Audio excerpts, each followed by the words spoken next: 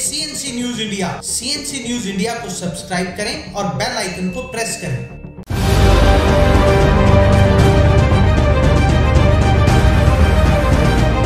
हरियाणा की जींद विधानसभा का उपचुनाव मुख्यमंत्री मनोहर लाल खट्टर की साख, चौटाला परिवार की विरासत और कांग्रेस की वापसी की आस के सवालों के जवाब देने को तैयार है। इस उपचुनाव को लेकर आगामी 28 जनवरी को मतदान होना है तो 31 जनवरी को इस उपचुनाव का रिजल्ट सामने आएगा। हरियाणा की धरती पर एक वक्त 3 लालों का दबदबा था, भजनलाल, बंसीलाल और देवीलाल। लेकिन आज देवीलाल परिवार विरासत की जंग से जूझ रहा है और जींद के उपचुनाव का फैसला तय करने वाला है कि देवीलाल परिवार की असली विरासत आखिर कौन होगा। दरअसल देवीलाल ने अपनी विरासत ओम प्रकाश चौटाला को सौंपी थी, लेकिन अब ओम प्रकाश चौटाला के बेटे अजय और अभय आमने सामने हैं। ओम प्रकाश चौटाला ने अपनी पार्टी इंडियन नेशनल लोकदल की कमान अपने बेटे अभय चौटाला के सुपुर्द कर दी तो अजय ने नई जननायक जनता पार्टी बना ली है। इसके बाद अजय चौटाला के छोटे बेटे दिग्विजय ने पार्टी बनने के बाद पहला जींद उपचुनाव से ताल ठोककर दादा देवीलाल की विरासत पर अपना दावा भी ठोक दिया है।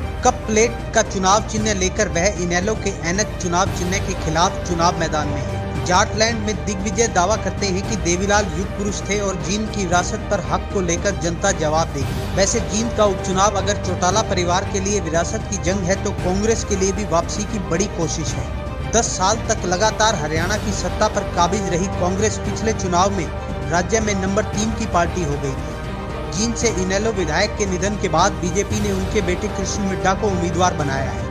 इलाके के मजबूत नेता जयप्रकाश उर्फ जेपी कांग्रेस छोड़ बगल की सीट से निर्दलीय विधायक बन गए थे। ऐसे में उपचुनाव में कांग्रेस को खोजने पर भी जिताऊ उम्मीदवार नहीं मिल रहा था। खस्ताहाल कांग्रेस पार्टी ने आखिरकार हरियाणा में वापसी की आस में जींद जिले की कैथल सीट से विधायक, कांग्रेस के मीडिया विभाग के प्रभारी और राहुल गांधी के सबसे करीबी रणदीप सुरजेवाला को उम्मीदवार बनाकर मुकाबले को रोचक बना दिया। दरअसल जब जींद का मसला राहुल गांधी के सामने आया तो मजबूत उम्मीदवार नहीं होने की सभी ने बातें कही। इस बीच पार्टी में लगातार बढ़ते कद के चलते सुरजेवाला राज्य के सभी नेताओं की नजरों में खटक रहे थे। ऐसे में बाकी नेताओं ने सुरजेवाला को जींद के चक्रव्यूह में अभिमन्यु बनाकर सियासी शहीद बनाने की व्यूह रचना कर डाली। लेकिन सुरजेवाला ने सबको चौंकाते हुए राहुल गांधी के सामने ये चुनौती स्वीकार कर ली। इसके साथ ही पार्टी नेताओं ने पहले इलाके के बाहुबली और पहले कांग्रेस में रहे जेपी को साधने के लिए राहुल गांधी ने अहमद पटेल का सहारा लिया और कामयाब हुए। अहमद पटेल से मिलने के बाद अब जेपी सुरजेवाला से अपनी पुरानी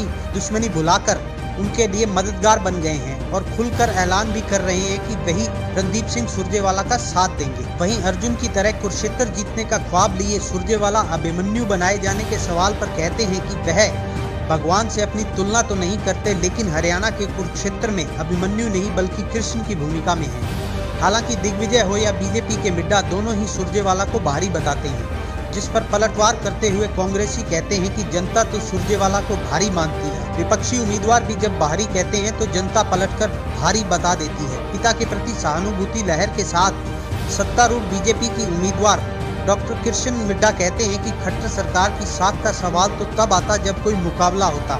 यहाँ तो बीजेपी की जीत तय है। मिड्ढा साफ कहते हैं कि मोदी सरकार के आने के बाद फिजा बदली है और यहाँ भी उसे फायदा मिलेगा। बहरहाल 28 जनवरी को उपचुनाव को लेकर मतदान होना है और मतदान के बाद ही ये स्पष्ट होगा कि इस चुनाव मैदान में किसकी साख बचती है और कौन घर की वापसी करता है।